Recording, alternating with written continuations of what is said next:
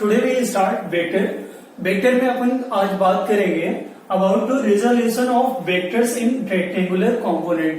ध्यान दे रहे हैं यहाँ पे क्या बात करेंगे अपन, resolution of vector in rectangular component. अच्छा, ये रिजोल्यूशन क्या होता है? रिजॉल्व करना।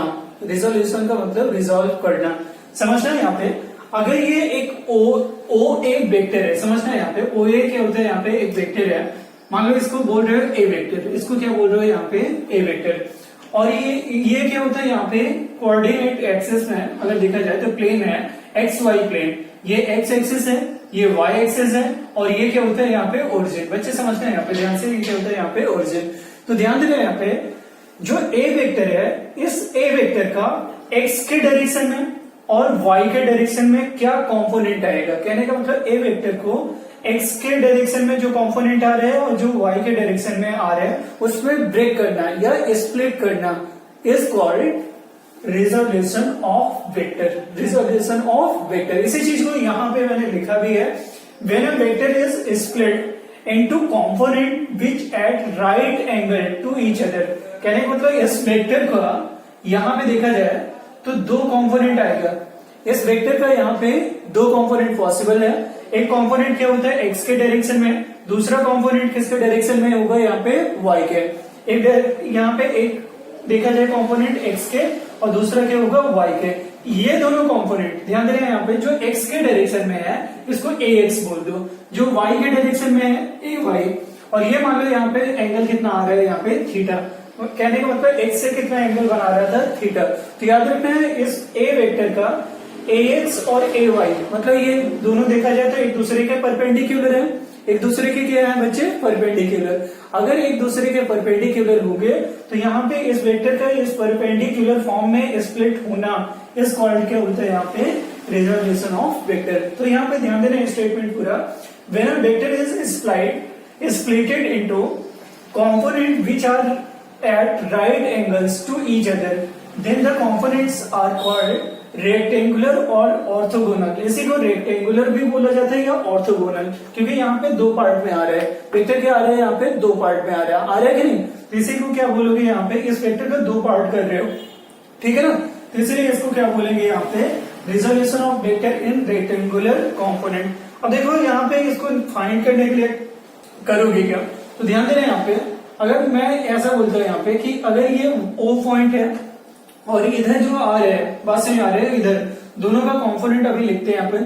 ये क्या है यहाँ पे ओरिजिन, तो इसको रिप्रेजेंट कर रहे हो O से, और ये वेक्टर OA है। ये वेक्टर क्या होता है OA। ध्यान देना यहाँ पे। अब ये दोनों लाइन ऐसे डॉटेड से मैंने क्या किया, एक्स पे और वाई एक्सिस पे कनेक्ट कर दिया। अब समझ रहे हैं यहाँ पे एक्स और वाई पे दोनों पे कनेक्ट कर रहे हो, तो यहाँ पे ध्यान देना इस पॉइंट को क्या बोल रहे हो यहाँ पे C, इस पॉइंट को बोल रहे हो B, इस पॉइंट को क्या बोल रहे हो B, इस पॉइंट को C, और ध्यान देना यहाँ पे इस पॉइंट को A, इस पॉइंट को O। तो ध्यान से समझो यहाँ पे OB OC अगर देखा जाए तो दो क्या होंगे यहाँ पे कंपोनेंट किसका, ए वेक्टर का। अब निकालेंगे कैसे इसका वैल्यू, तो ध्यान से समझो यहाँ पे। देखो ये OA अगर यहाँ पे ट्राइंगल लॉ बताया हो, बात समझ ये पैरेललोग्राम लॉ, तो पैरेललोग्राम लॉ के अकॉर्डिंग, किसके according, parallelogram law, parallelogram law इसके अकॉर्डिंग क्या है यहाँ पे बात सही है। ये लॉ ऑफ वेक्टर एडिशन या ट्राइंगल लॉ जो भी आपने अच्छे से समझा, उसके अकॉर्डिंग क्या होता है यहाँ पे OA, क्योंकि OA वेक्टर ध्यान से समझो यहाँ पे ये क्या है। अगर देखा जाए तो यहाँ पे इसको ये जो ले रहे ना पैरेललोग्राम मान लो, बात सही आ रही है ना, ये रेक्टेंगल मान लो, तो यहाँ पे ये तो डायगोनल है। तो रूल क्या है, डायगोनल जो होता है उसके क्या होता है यहाँ पे कॉन्सिक्यूटिव साइड, बात समझ आ रही है, सॉरी एडजेसेंट साइड का सम होता है। जो यहाँ पे डायगोनल होता है वो एडजेसेंट साइड का क्या आएगा, सम। कहने का मतलब OA वेक्टर क्या आना चाहिए, OB वेक्टर प्लस क्या होता है यहाँ पे OC वेक्टर। ये कौन सा लॉ लगा रहे हैं अपन, तो याद रखो यहाँ पे पैरेललोग्राम। पैरेललोग्राम में आपको यही तो समझाया था कि अगर यहाँ पे क्या होता है इस तरीके से वेक्टर गिवन है, समझना यहाँ पे इस तरीके से वेक्टर है पूरा, और इसको बोल रहे हैं यहाँ पे पैरेललोग्राम, ठीक है। इसको क्या बोल रहे हो, पैरेललोग्राम। ये O है, ये A है, और ये क्या होता है यहाँ पे B। अब ध्यान देना यहाँ पे ये जो है यहाँ पे ये R वेक्टर, तो R वेक्टर का वैल्यू अगर देखा जाए R वेक्टर का, तो ये OA वेक्टर मतलब जो यहाँ पे एक्स एक्सिस के अलाउ, ठीक है। लेकिन ये y एक्सिस हो या ना हो इससे फर्क नहीं पड़ता। यहाँ पे क्या इस पैरेललोग्राम का क्या है, दो साइड है कि नहीं, वो भी एडजेसेंट साइड है। दैट्स व्हाई ये यहाँ पे r vector is equal to OA vector plus क्या होता है यहाँ पे OB वेक्टर। याद करो पैरेललोग्राम लॉ है।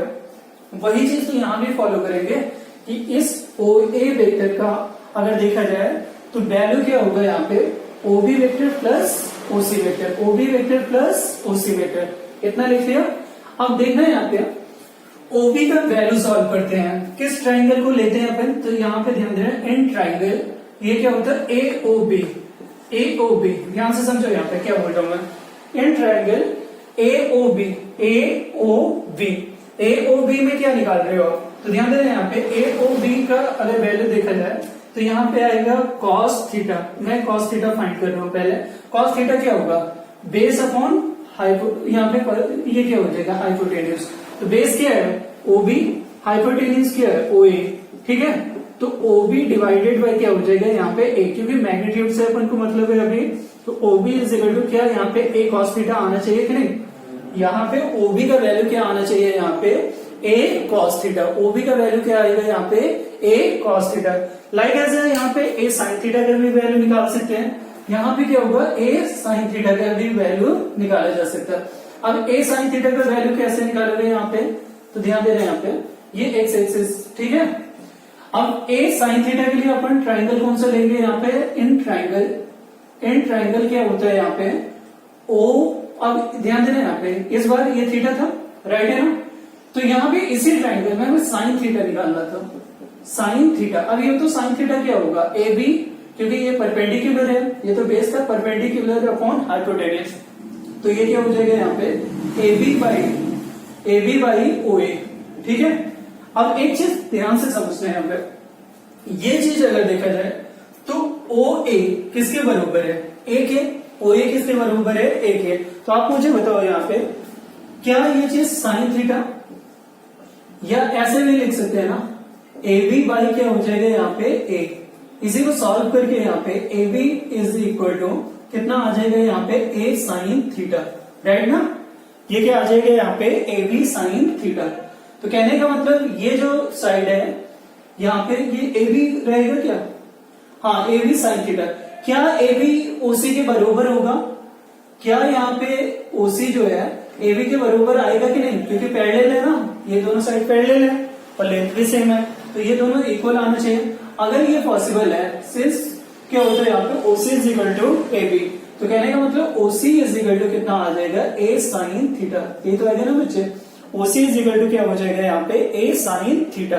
तो यहाँ पे अगर देखा जाए OC का वैल्यू क्या आ रहा है A sine theta, A sine theta, और ये क्या आ रहा है A cos theta, A cos theta. समझ में आ रहा है ना। कहने का मतलब OB का वैल्यू A cos थीटा और OC का वैल्यू कितना आ रहा है यहाँ पे A साइन थीटा। अगर इसको नोट कर लिया हो तो ध्यान देना यहाँ पे, इसको रफ कर रहा हूं इधर, बात समझ आ रही है। ये चीज यहाँ पे पूरा रफ कर रहा हूं ताकि जल्दी से यहाँ पे रिजल्ट हमें जो फाइंड करना है अपन को, और जिसपे बेस्ट प्रॉब्लम आता है उसको देखते हैं क्या निकालना था, ठीक है। अब देख रहे हैं यहाँ पे ये चीज अगर देखा जाए, ये चीज क्या आ रहा है यहाँ पे A साइन थीटा, और ये क्या आ रहा है यहाँ पे A cos थीटा। अब मैंने अभी समझाया था कि OA वेक्टर, ध्यान देना यहाँ पे OA vector is equal to OB vector plus क्या होता है यहाँ पे OC वेक्टर, राइट ना, राइट ना, यही तो होगा। अब ये ध्यान देना x के अलोंग ऑर्थोगोनल या बेस वेक्टर याद हो, x के अलोंग I यूनिट वेक्टर लिखा जाता है, और y एक्सिस के अलोंग, y एक्सिस के अलोंग क्या होता है यहाँ पे j यूनिट वेक्टर, क्या लिखा जाता है यहाँ पे j यूनिट वेक्टर। तो अगर वेक्टर फॉर्म में लिखेंगे इस चीज को तो इसको क्या लिखेंगे OA का वेक्टर फॉर्म क्या आएगा, तो A वेक्टर, OA का वेक्टर फॉर्म क्या आएगा यहाँ पे A वेक्टर, ठीक है ना। OA का फॉर्म क्या आएगा यहाँ पे A वेक्टर।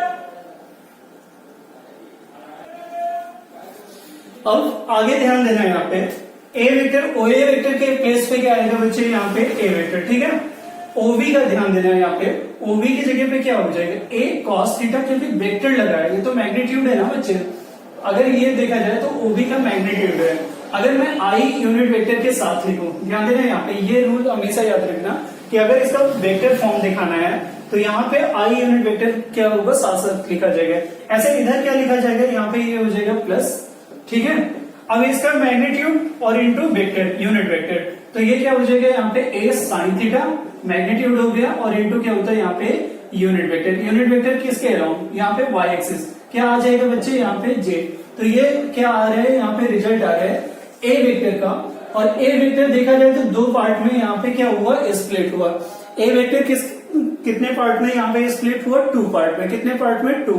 एक क्या होता है यहाँ पे एक्स के अलोंग, दूसरा वाई के अलोंग। एक्स के अलोंग कितना आ रहा है, ए कॉस थीटा, वाई के अलोंग कितना आ रहा है यहाँ पे ए साइन थीटा, ए साइन थीटा।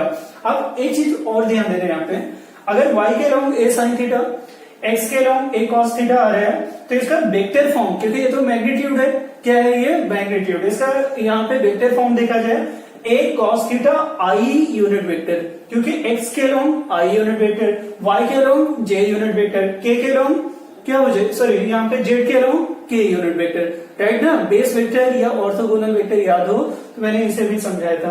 तो ध्यान देना यहाँ पे इस तरीके से यहाँ पे इसका वेक्टर फॉर्म निकल आया। इसी को बोलते हैं यहाँ पे रिजल्ट, किसका, ए का। किसके फॉर्म में आ रहा है यहाँ पे, तो यहाँ पे ऑर्थोगोनल फॉर्म, बस ये आ रहा है, ये कॉम्पोनेंट फॉर्म आ रहा है। आगे ध्यान देना इसका मैग्नीट्यूड, मैग्नीट्यूड ध्यान से समझना है यहाँ पे बच्चे, मैग्नीट्यूड सबसे ज्यादा इंपॉर्टेंट है। मैग्नीट्यूड लिखने का तरीका समझना, ये जो वेक्टर है इसको ए करो, पास में आ रहे ना, और इसका यहाँ पे मॉड लो। मॉड लेने का मतलब मैग्नीट्यूड निकाल रहे हो, तो याद रखना इधर रूट लगाओगे। अब रूट में देखना है यहाँ पे आई का देखा जाए तो आई के बाद ये जितना पार्ट है ये क्या हो जाएगा यहाँ पे, ये अगर देखा जाए मैग्नीट्यूड है, आई के बाद जितना पार्ट है ये क्या होता है मैग्नीट्यूड, ये भी तो मैग्नीट्यूड है जे के साथ। तो ध्यान देना यहाँ पे ये कितना आएगा, इसका आई के बाद जो भी मतलब आई के साथ जो भी मैग्नीट्यूड है उसका क्या करो, होल स्क्वायर कर दो। उसका क्या करो यहाँ पे होल स्क्वायर, प्लस क्या होता है यहाँ पे दूसरा क्या हो जाएगा ए साइन जे का, ए साइन क्या होता है यहाँ पे थीटा का होल स्क्वायर। वापस से लिखने का ट्रिक समझा रहा हूं, क्या किया हमने, यहाँ पे निकालना है इसका मैग्नीट्यूड। मैग्नीट्यूड किसका, ए का। किसका मैग्नीट्यूड निकालना था हमें, ए का। अब ए के मैग्नीट्यूड के लिए हमने क्या किया, तो यहाँ पे ध्यान देना, यहाँ पे मैंने यहाँ पे ये किया कि यहाँ पे ब्रैकेट लिखा है, बस सॉरी मॉड लिया। अब मॉड लेने का मतलब मैग्नीट्यूड दिखा रहे हो, इसका मतलब ये रिजल्ट क्या आ जाएगा, ए के बराबर। और ये ध्यान देना यहाँ पे ये कितना आएगा यहाँ पे, तो ध्यान देना यहाँ पे रूट ए कॉस थीटा। ए कॉस थीटा क्यों आ रहा है, तो ध्यान देना यहाँ पे ए कॉस थीटा अगर देखा जाए तो ये इसका क्या है यहाँ पे मैग्नीट्यूड, जे का मैग्नीट्यूड ए साइन थीटा। तो कभी भी आप क्या होता है स्क्वायर रूट निकालते हो तो यहाँ पे तो ए बचेगा, इधर क्या हो जाएगा रूट ए कॉस थीटा स्क्वायर प्लस क्या होता है ए साइन थीटा स्क्वायर। अब इसको चाहे तो लगे तो आप प्रूफ इसका देख सकते हो, और नहीं तो मैं बोल रहा हूँ कि ये चीज क्या होता है ए एक्स के बराबर, क्योंकि ए के अलोंग है, और ये चीज क्या होता है यहाँ पे ए वाई। ए वाई क्यों बोल रहा हूँ, क्योंकि ये ए वेक्टर का वाई कॉम्पोनेंट, ये ए वेक्टर का क्या हो जाएगा एक्स कॉम्पोनेंट। तो इस तरीके से ए इज इक्वल टू रूट कितना हो जाएगा यहाँ पे ए एक्स का होल स्क्वायर ए वाई का होल स्क्वायर, राइट ना, यही तो आएगा। तो इस तरीके से यहाँ पे क्या होता है मैग्नीट्यूड फॉर्म या रिजल्ट इसका निकल आता है। अब यहाँ पे ए एक्स या ए वाई क्या होता है, इसको भी समझाता हूँ। यहाँ पे ए एक्स और ए वाई का मतलब क्या होगा, तो ध्यान देना यहाँ पे ए एक्स, समझना बच्चे यहाँ पे A X is equal to A cos theta, इसको बोलते हैं हॉरिजॉन्टल कंपोनेंट। इसको याद रखना यहाँ पे हॉरिजॉन्टल कंपोनेंट, अभी क्वेश्चन भी कराने वाला हूँ मैं इस पे based. Component horizontal component A Y क्या होगा, तो ध्यान देना यहाँ पे ए साइन थीटा, ये क्या होगा यहाँ पे ए साइन थीटा, राइट ना, समझ में आ रहा है। इसको बोलेंगे वर्टिकल कंपोनेंट, इसको क्या बोलेंगे यहाँ पे वर्टिकल या वाई एक्सिस के अलोंग, ये तो वर्टिकल लाइन है, हमेशा याद रखना है यहाँ पे इन दोनों लाइन, इन दोनों में ये हॉरिजॉन्टल होता है, ये क्या होता है यहाँ पे हॉरिजॉन्टल प्लेन, और ये क्या होता है वर्टिकल। वर्टिकल का मतलब हॉरिजॉन्टल के जस्ट परपेंडिकुलर। तो ध्यान देना यहाँ पे ये वर्टिकल कंपोनेंट, कंपोनेंट किसका, तो याद रखना है यहाँ पे ए का, किसका कंपोनेंट ए का, तो ये हॉरिजॉन्टल कंपोनेंट ऑफ ए, और ये क्या हो जाएगा यहाँ पे वर्टिकल कंपोनेंट ऑफ ए। तो इस तरीके से ए एक्स और ए वाई का वैल्यू निकल आया। अब इसको फाइंड करने के बाद यहाँ पे ए का मैग्नीट्यूड निकाला हमने, दूसरा यहाँ पे ए एक्स और ए वाई का वैल्यू निकाला, समझ में आ रहा है ना। अब डायरेक्शन निकाल लेते हैं, यहाँ पे डायरेक्शन देखना है यहाँ पे कैसे निकालोगे, डायरेक्शन का मतलब थीटा का वैल्यू। तो यहाँ पे अगर मैं टेन थीटा लगाऊं तो टेन थीटा याद करो तो क्या होगा इस ट्राइंगल में, किसमें, ए ओ बी में। क्या है ये टेन थीटा, यहाँ पे ध्यान से समझना है, यहाँ पे A B Y O B के बरोबर है क्या, आंसर यस। यही तो होगा परपेंडिकुलर अपॉन क्या होगा, base, perpendicular upon base. Perpendicular इसके बरोबर है, ये क्या आ रहा है ए वाई, ए क्या आ रहा है ए वाई, और इधर ये क्या आएगा यहाँ पे ए एक्स, राइट ना, ये क्या हो जाएगा यहाँ पे ए एक्स। तो इस तरीके से tan theta is equal to क्या हो जाएगा यहाँ पे A Y upon A X. कहने का मतलब vertical component divided by horizontal component. इस तरीके से डायरेक्शन निकाला जा सकता है। तो हमने किया क्या, एक बार दोबारा से समझा देता हूँ इसको, रिकैप। कुछ चीजें यहाँ पे मैंने मतलब रफ कर दिया है, फिर भी समझना है यहाँ पे मैंने किया क्या है पूरा। ये चीज वापस से अगेन रिकैप है, 1 मिनट 2 मिनट में जल्दी से समझ में आ जाएगा। यहाँ पे ये समझो कि ये क्या होता है पूरा, इस डायग्राम को वापस से देखना है, ठीक है। मैंने किया क्या है, ये वेक्टर था, ये वेक्टर क्या था यहाँ पे ओ ए वेक्टर को ए वेक्टर लिया, ध्यान से समझना है, ए वेक्टर लिया। अब हमने क्या किया, इसको स्प्लिट किया, किसमें, हॉरिजॉन्टल और वर्टिकल कंपोनेंट पे। तो यहाँ पे हॉरिजॉन्टल और वर्टिकल कंपोनेंट पे स्प्लिट करना ही क्या कहलाता है यहाँ पे, रेजोल्यूशन। क्या कहलाता है यहाँ पे, रेजोल्यूशन। तो देखा है यहाँ पे इसको सॉल्व करके अपन ने क्या लाया यहाँ पे ए कॉस थीटा, क्योंकि ये ए का वैल्यू एक्स के डायरेक्शन में है इसलिए ए एक्स बोलोगे, और ये वाई के डायरेक्शन में है इसलिए क्या होगा ए वाई, राइट ना। और ए वाई का वैल्यू ए टेन थीटा कैसे निकाला था, तो इधर डॉटेड लाइन और इधर डॉटेड लाइन, इस ट्राइंगल को सॉल्व किया था, देन वैल्यू यहाँ पे निकल आया था। आगे क्या किया, ओ ए वेक्टर, ये चीज यहाँ पे कॉन्सेंट्रेट करना, बाकी सारी चीजें आपको समझ में आ जाएगी। ये चीज कैसे हुआ, ये याद है पैरेललोग्राम लो, तो इसमें ये डायगोनल है कि नहीं, ये ट्राइंगल लो, ट्राइंगल लो भी तो बोल सकते हो। तो यहाँ पे ये डायगोनल होगा, तो O A vector is equal to O B vector plus क्या हो जाएगा, O C vector, O B vector plus O C vector. तो ओ बी वेक्टर प्लस क्या हो जाएगा यहाँ पे ओ सी वेक्टर। तो ये क्या हो जाएगा, A vector is equal to A cos theta I unit vector plus A sine theta J unit vector. कैसे लिखा, तो देखो ओबी को, ओबी के डायरेक्शन में यहाँ पे मैग्नीट्यूड ओ ए कॉस थीटा, और क्योंकि यहाँ पे यूनिट वेक्टर लगाना है, क्यों क्या लगाना है यहाँ पे यूनिट, क्योंकि ये वेक्टर है ना। अगर सिर्फ ओबी लिखा जाता है तो आंसर क्या आता है, ए कॉस थीटा, लेकिन वेक्टर लगा है तो यहाँ पे आई कैप भी साथ साथ। यहाँ ओसी देखो तो इसका मैग्नीट्यूड कितना आ रहा है, ए साइन थीटा, लेकिन वेक्टर लगा है तो साथ साथ जे कैप, इतना लिखा। अब मैग्नीट्यूड निकालने का मेथड क्या होता है, तो यहाँ पे मॉड लगाओ, आई का कंपोनेंट का होल स्क्वायर, जे का कंपोनेंट का होल स्क्वायर, डायरेक्टली रूट के साथ, समझ में आ गया ना। तो ये तो ए हो जाएगा, ये ओवरऑल ए एक्स है, ये ओवरऑल क्या होता है यहाँ पे ए वाई। इसी तरह यहाँ पे ए एक्स को क्या बोलेंगे, तो ये ध्यान देना, यहाँ पे ए एक्स को बोला जाता है यहाँ पे horizontal component of A Y को क्या बोला जाएगा यहाँ पे वर्टिकल कंपोनेंट ऑफ ए। और इसी तरीके से देखा जाए tan theta is equal to A B Y क्या हो जाएगा यहाँ पे ओबी, तो डायरेक्शन निकल है। अब इस पे बेस्ड जो ये फॉर्म समझाया था, इस पे बेस्ड एक प्रॉब्लम लेते हैं जिससे और अच्छे से आपको समझ में आए कि यहाँ पे किस तरीके से यहाँ पे सॉल्व किया जाता है जब भी आएगा यहाँ पे रिजोल्यूशन ऑफ वेक्टर पे बेस्ड प्रॉब्लम, ठीक है। रिजोल्यूशन वेक्टर पे बेस्ड प्रॉब्लम जब भी आता है तो किस तरीके से अपन सॉल्व करते हैं, इस चीज पे फोकस करेंगे, ठीक। इसको जल्दी से रफ करता हूँ, ध्यान देना यहाँ पे, आप वीडियो को पॉज करके जल्दी से नोट कर लिया करो, चीजें फटाफट नोट कर लिया करो। अगर नोट कर लिया हो तो ध्यान देना यहाँ पे। आते हैं प्रॉब्लम पे, बात समझ आ गया। एक प्रॉब्लम ये दे रखा है यहाँ पे समझो, यहाँ पे फोर्स लग रहा है, ठीक है, बहुत छोटा सा प्रॉब्लम है कि यहाँ पे 10 न्यूटन का फोर्स आ रहा है, कितना आ रहा है 10 न्यूटन का। ये एंगल क्या होता है यहाँ पे थीटा, एंगल कितना दे रखा है यहाँ पे थीटा। तो आपको बताना क्या है, समझो यहाँ पे आपको बताना क्या है कि इसका वर्टिकल फाइंड, और थीटा इज इक्वल टू दे रखा है बच्चे 45 डिग्री, 45 डिग्री। ये एक्स एक्सिस है, ये Y. Find the horizontal and component, horizontal and vertical component, horizontal and vertical component, ठीक है। क्या निकालना है हमें, हॉरिजॉन्टल और vertical component of 10 newton in given figure. अब क्या करेंगे यहाँ पे हॉरिजॉन्टल, अब ध्यान देना यहाँ पे हॉरिजॉन्टल का मतलब ax और वर्टिकल का मतलब ay। तो यहाँ पे ध्यान देना यहाँ पे क्योंकि फोर्स है तो यहाँ पे F बोलोगे तो यहाँ पे Fx हो जाएगा क्योंकि फोर्स है, ये तो फोर्स है ना, F है ना, तो ये क्या हो जाएगा यहाँ पे Fy और ये क्या हो जाएगा यहाँ पे Fx। जल्दी से ध्यान देना यहाँ पे हॉरिजॉन्टल कंपोनेंट का फॉर्मूला, हॉरिजॉन्टल कंपोनेंट क्या लिखा जाएगा बच्चे, हॉरिजॉन्टल कंपोनेंट जल्दी से समझो यहाँ पे हॉरिजॉन्टल कंपोनेंट क्या होगा, तो हॉरिजॉन्टल कंपोनेंट का मतलब Fx किसके बराबर, F cos थीटा के, अरे यही तो आएगा ना, ये क्या हो जाएगा यहाँ पे F cos थीटा के इक्वल।